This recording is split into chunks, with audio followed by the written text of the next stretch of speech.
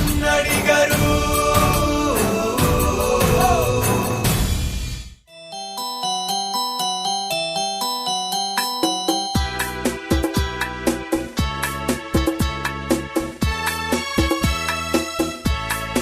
Yeah, Ash Patel, he's the president of this Commerce Bank of California. He's also the founder of that bank.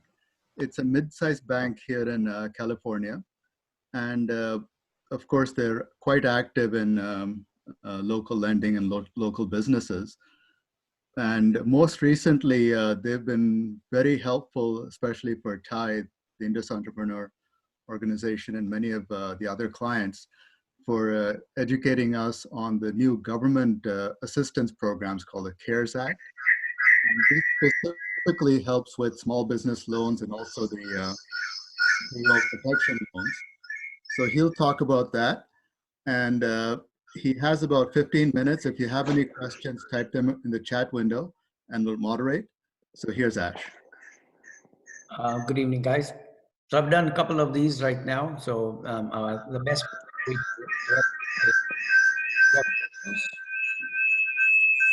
somebody needs to put their phone on mute. I think this happens all the time. So somebody that's online and is not on phone, that happens.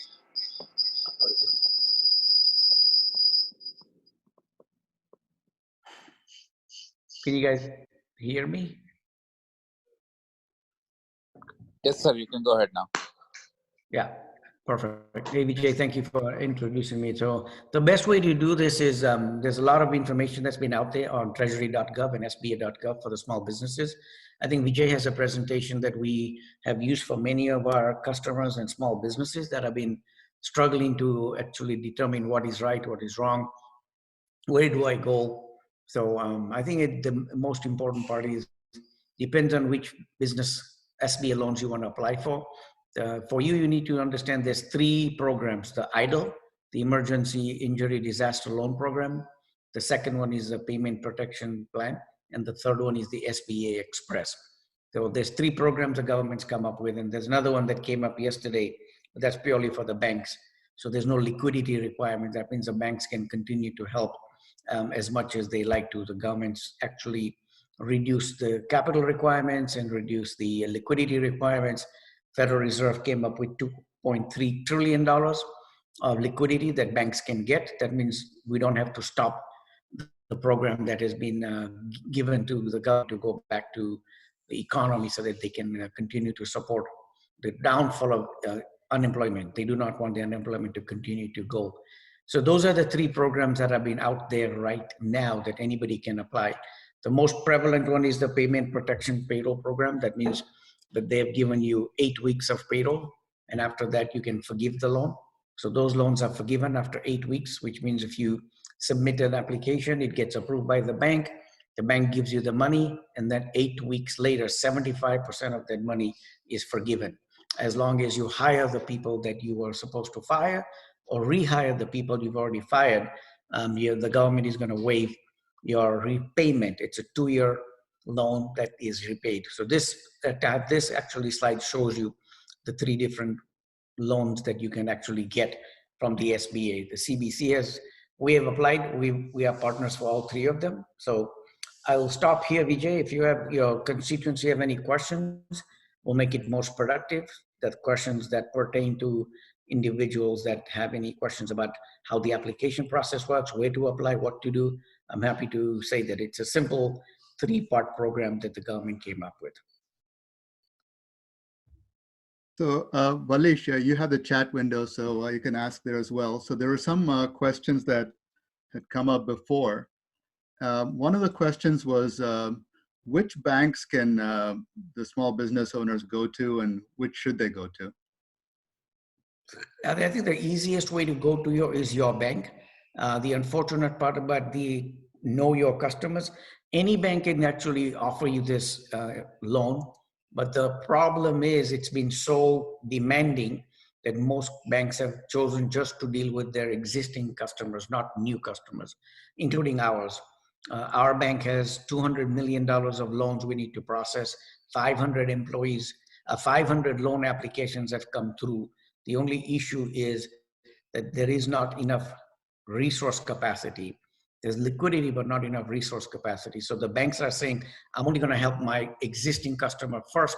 And after I run through my existing customer, then I'll go through trying to get new customers. So the best bank to go to is your current bank, that whoever you have your lending relationship or whoever you have your deposit relationship, that's the best and the quickest option going to your bank. Now, having said that, BofA is not taking new applications. Wells Fargo is not taking new applications.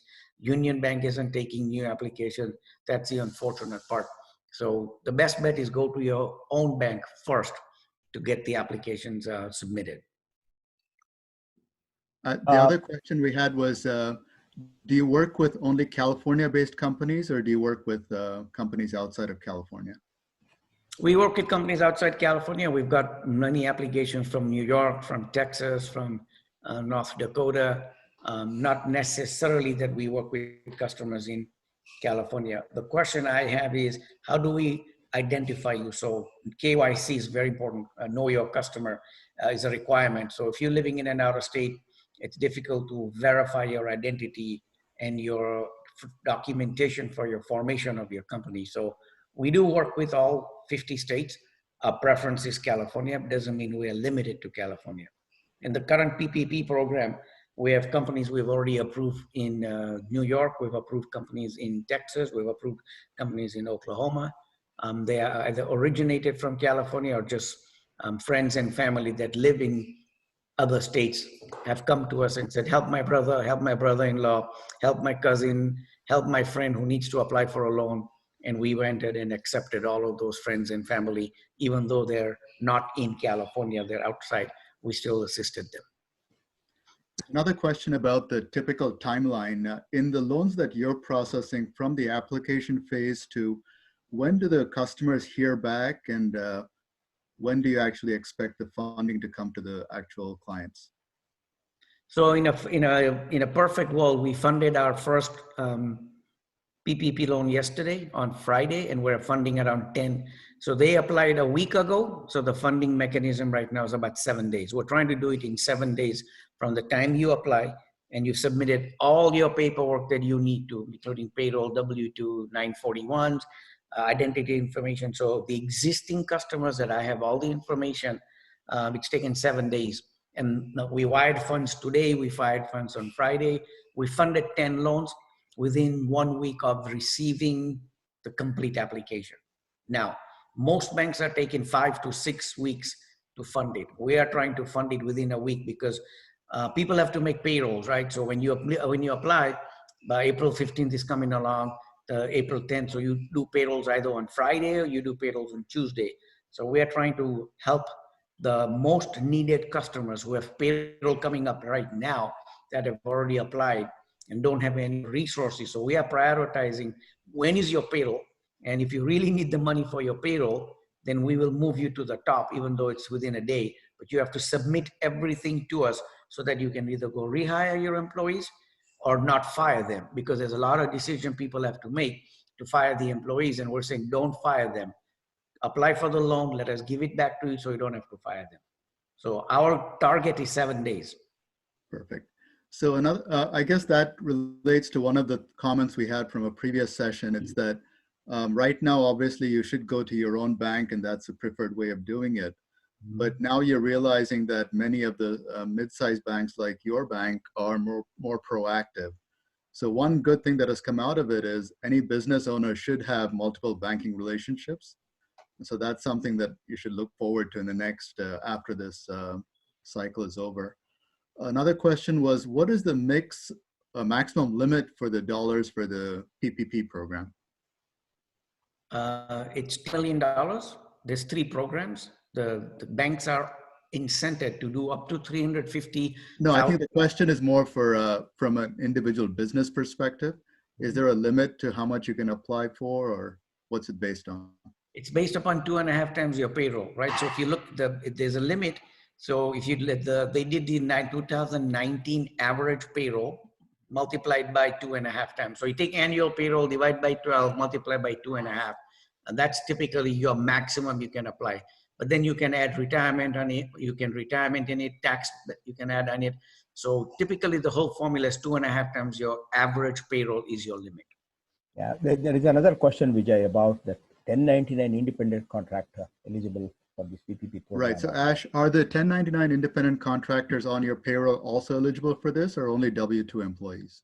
Only W-2, but as of April 9th, which was on Friday, which will become a big mayhem, it adds fuel to the fire.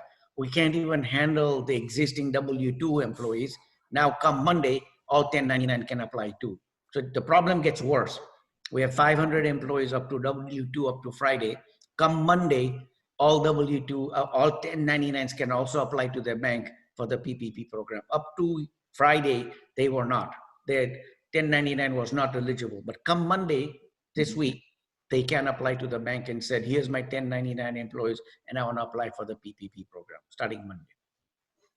And there was another question, is the PPP program only for fired employees, or is it for someone who's continuing to be employed? It is literally, it is supposed to be for the people that are currently employed. However, the money has been so delayed that you can bring your people that you fired back on payroll, because it's an 8-week period for forgiveness, right? So whatever your payroll is today, if your payroll is the same at the end of 8 weeks, that entire loan is wiped out, right? So you can bring your people back, then submit it to the bank, or you can say, I'm going to hire these people that I fired or put them on furlough, because at the end of 8 weeks, you're going to have to give a certification of the people that were on this PPP program 8 weeks before. And if you can justify and certify that, then the government, the banks are going to say, okay, you don't need to pay this loan back. Got it. Okay. And there was a question about the idle loan and the PPP loan. Do you have to apply for both, or can you apply for just one? You can apply for both. One doesn't restrict one for the other. Most of our customers that are in the hotel business or that are in the medical fields have applied for the idle loan first, and then they went and applied for the PPP program. So there's actually 3 programs they came up with. The idle program is a 3.75% 30-year fixed rate to help you for your emergency injury program. Then they came up with a payroll program to help you with your payroll. And then there's an SBA Express for a line of credit. So if you think about it this way, the first one is to give you long-term benefit. The second one is to give you an immediate benefit for your payroll. And your third one is to sustain the business beyond the 90 days, which is the line of credit. They've sequenced the program into 3 separate categories to give you an immediate help with payroll. Then they gave you money for your mortgage and other utilities, that is your idle loan. And then they said, okay, if you need even more help, then you can apply for working capital lines of credit for over a year, so that you can just get back to your health to get your business. So there's actually 3 different programs for 3 different uses, all designed to get you back on your feet. And there was a question regarding the documents required. I think many of the people are probably in that phase where they're waiting to hear back from the bank. What are the specific documents required? So if you go to treasury.gov or sba.gov, they've made it very, very simple now. So go to treasury.gov or sba.gov and say they've got documents for PPP. It's very simple. Okay. It's easy to go there because that form keeps on changing. It's called the payroll protection worksheet. I mean, it's a very easy form. They've made it easy. It's an Excel spreadsheet. You put the numbers in, automatically calculate what's the amount. There's a payment protection borrowers checklist. There's 2 checklists. There's one for lenders checklist and there's one for borrowers checklist. Just go to the PPP borrowers checklist. It's a PDF form. Download that. That'll give you everything. Second PDF is actually an Excel spreadsheet that'll give you exactly how to calculate your payroll and your amount. Only those 2 forms is what you need to apply at the moment. Then there's a third form, which is the SBA application, which is a 4-page application that whichever bank you're going to go to, you're going to have to fill that out. So there's actually only 3 documents that you need to submit. Another question was, if suppose you have 3 of your current account holders who have come to you, one asked for, say, 100,000, one asked for 200,000 and 300,000. Is it up to you to decide how much of a loan you'll give them, or do you just go first come, first serve on for the full amount? Well, it depends. If one tax ID can only apply one time with one bank, right? You can't, that's the other part. You cannot go, I meant if you had three different clients of yours. okay? If, say if I came and Valencia came and someone else came with their own companies and I came first, are you going to fund me to the full amount, or are you going to cut me back and give all your three clients different amounts? Yeah, well, we cannot cut any amount back because it's 2.5 times your payroll. So we would have to give you the full amount. The only thing we can do is give you priority, right? We can't Right. cut your amounts out, but we have to give you priority. It's a first come, first serve. So whoever applied first, and not only applied, submitted all the documents, because we've got so many people that applied, but they give you half information. So then there's nothing we can do. So somebody that submits a full application goes right to the top, one. Two, someone that has an immediate need that I have to have the money on Friday because I got a payroll, we'll move them up two. And three, they have a customer that is with us, they go to the top. That's how we prioritize our company. Right. The need, Okay, so you prioritize the clients then? excuse me? You prioritize your clients depending on their need and your Correct. relationship. 100%, yes. There was another question. Are you able to handle applications from Florida? Yes, it's a nationwide program. We're a nationwide SBA lender. So the answer technically is yes, we can handle it from anywhere. But your challenge right now is you hardly have capacity for your own clients, right? Correct, exactly. We have 500 applications today with $200 million I have to fund in 5 days. Just think about it. 500 applications to fund $200 million in 5 days. That my staff is working 24/7. They're working right now as we speak. 24/7, 7 days a week, they're working right now. One other question was, once all the paperwork is submitted to the bank, do the banks have to get any approval from SBA, or once you have the information, it's done? Yeah, this is delegated authority. So most PLP lenders, so if you're a new lender, they've approved 17,000 new SBA lenders. That's a problem. The banks that have what's called preferred lending status, it's no way. I sign it and it's done. We don't have to go back to the SBA. It's delegated authority. Right, Ash, I think I know you have to leave in I got time. for your other thing, but No. I want to just summarize in the last 2 minutes and then we'll let you go. Now, if you have more questions, I'm happy to. I can give you 5-10 minutes more because I understand it's very important because it's so much confusion. I'll give you another 10 minutes. Let's see what time it is. We can go to 6:15 if you want. Are there any other questions online? I haven't been checking. Yeah, that's why we're There's a checking. question of how they can reach you. I'll provide that information, Ash, later on. Yeah, now generally we will send it. We will send it generally to everybody now afterwards. Okay. All right. And the presentation you have, Ash, can I give that to the group? Yeah, that's fine. Give it to Yeah, there is another question come up there. I think 1099, but contractors, but they are not employees. They're not employer or employees. Something other that given. Vijay, there is one 1099 contractors use program. So the 1099 program is for independent consultants and contractors and 1099. All three of them go into that current bucket that starts on Monday.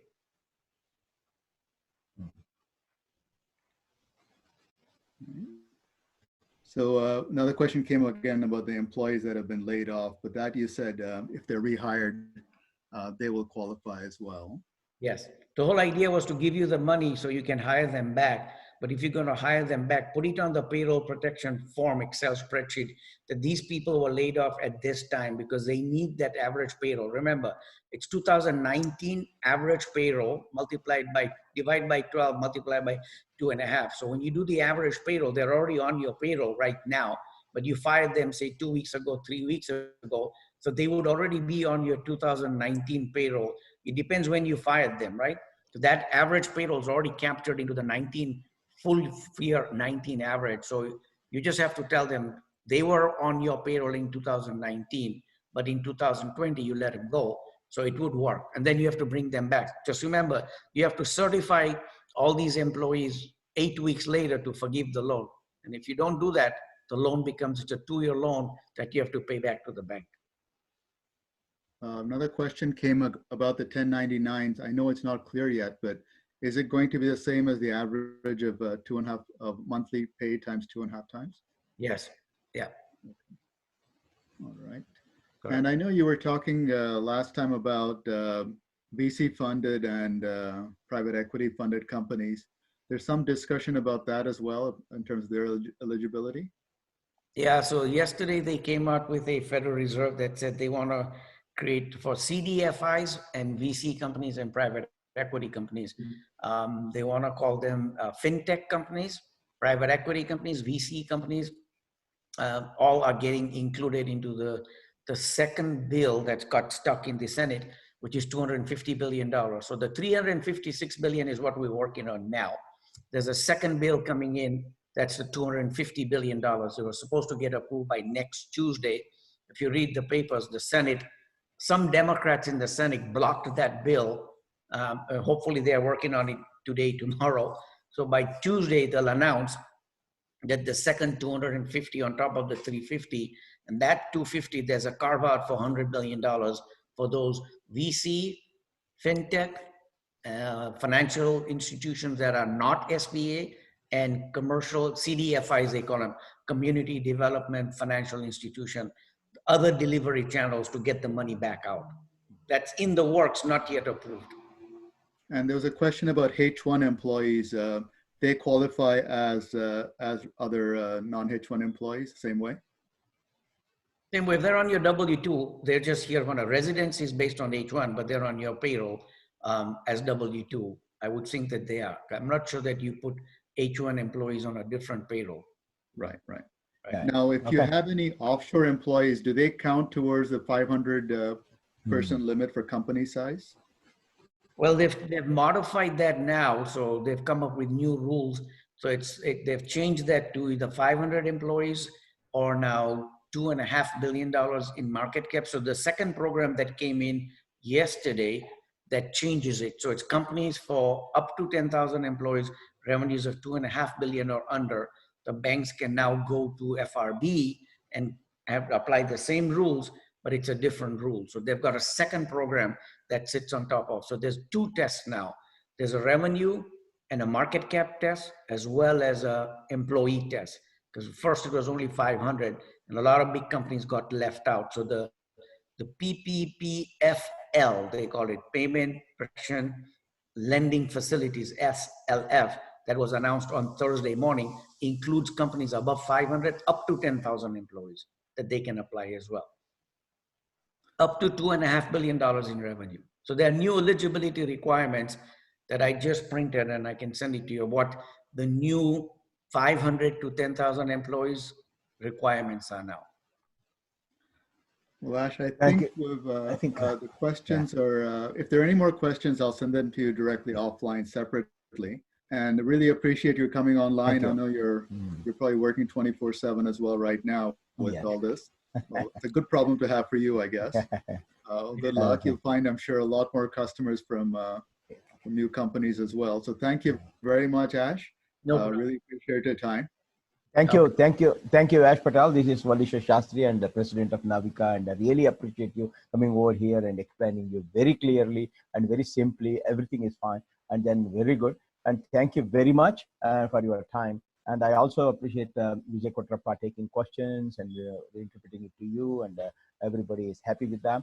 And thank you very much. And if needed, we will contact you, and whatever question comes up, and we will send it to you. Absolutely. Thank you. Thank you so much. Thank you. Bye-bye. All right.